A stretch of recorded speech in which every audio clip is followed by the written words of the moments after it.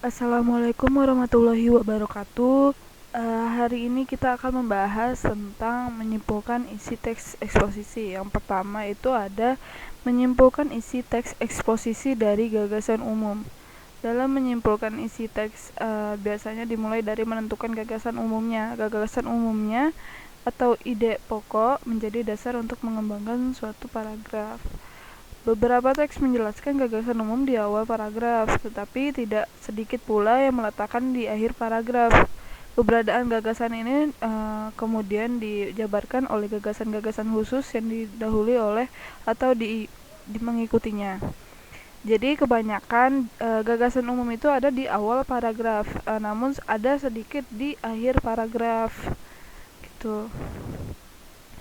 Oke, di sini ada perhatikan contoh berikut adalah cuplikan teks eksposisi. Di sini ada judulnya Bencana Hidrometeorologi Tidak Dapat Dihindari oleh Masyarakat Indonesia. Bisa kalian baca. Lanjut di sini ada jadi untuk menyimpulkan isi teks dilakukan dengan cara menentukan gagasan umumnya tiap paragraf. Kemudian tulis simpul kan isi teks berdasarkan gagasan umum tersebut dengan kalimat sendiri gitu. Jadi untuk menyimpulkan isi teks adalah caranya menentukan gagasan umumnya dalam tiap paragraf, kemudian kalian simpulkan berdasarkan gagasan umumnya gitu. Jadi nanti kalian gabungkan simpulan tersebut. Terus lanjut di sini ada poin kedua adalah jenis-jenis paragraf berdasarkan letak gagasan umumnya. Nah, di sini berdasarkan letak gagasan umumnya, paragraf terbagi menjadi 3. Yang pertama itu paragraf deduktif, yang kedua itu ada paragraf induktif, dan ketiga itu ada paragraf campuran. Oke, kita bahas yang paragraf deduktif dulu. Paragraf deduktif adalah paragraf yang gagasan umumnya terletak di awal paragraf. Nah, gagasan umum terdapat dalam kalimat utama. Kalimat berikutnya adalah kalimat yang berisi gagasan penjelas. Kalimat yang berisi gagasan penjelas disebut kalimat penjelas. Jadi, si deduktif ini adalah gagasan umumnya itu ada di awal paragraf, kemudian dilanjut dengan gagasan penjelas gitu. Seperti ini contohnya. Ini kan dia jelasin di sini adalah gagasan umumnya terletak di awal paragraf. Kemudian ada penjelasnya. Nah, di sini awalnya paragraf awalnya itu penyebab kerusakan lingkungan hidup.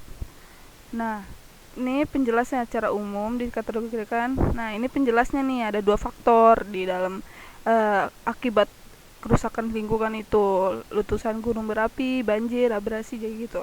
Jadi seperti awal paragrafnya itu adalah selanjutnya adalah gagasan penjelasnya untuk menjelaskan apa ini penyebabnya gitu. Nah, cuplikan paragraf di atas menunjukkan gagasan umum yang mendasari munculnya gagasan penjelas atau gagasan umum berada di kalimat pertama. Kalimat utamanya yang berada di awal paragraf membuktikan bahwa paragraf tersebut termasuk paragraf deduktif. Nih, kalimat pertama itu adalah ini, penyebab kerusakan lingkungan sampai manusia sini.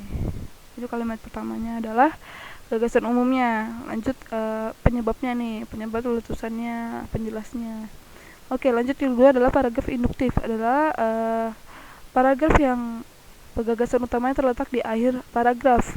Kalau deduktif di awal, nih induktif di akhir. Gagasan utama dapat ditemukan pada penutup paragraf. Kalimat sebelumnya merupakan kalimat penjelas yang berisi gagasan penjelas yang kemudian disimpulkan pada akhir sebagai kalimat umumnya. Nah, yang terakhir ini adalah paragraf campuran. Paragraf ini adalah merupakan paragraf gagasan umum terletak di awal dan di akhir paragraf. Jadi deduktif itu awal, induktif itu akhir, dan campuran ini awal dan akhir. Kalimat utama di akhir paragraf merupakan penegasan ulang kalimat utama yang berada di awal paragraf. Ini misalnya ini. Nih, misalnya kan contoh, Pulau Kalimantan menjadi penyumbang polutan dunia. Nah, ini kan kalimat utamanya nih, kalimat utamanya. Nah, campuran itu kalimat utama dan kalimat akhir. Nah, kalimat akhirnya juga sama. Pulau Kalimantan menjadi salah satu tempat dengan tingkat polutan tertinggi di dunia. Jadi diulang lagi dari kalimat pertama menjadi kalimat kedua. Jadi sekian dari saya. Wassalamualaikum warahmatullahi wabarakatuh.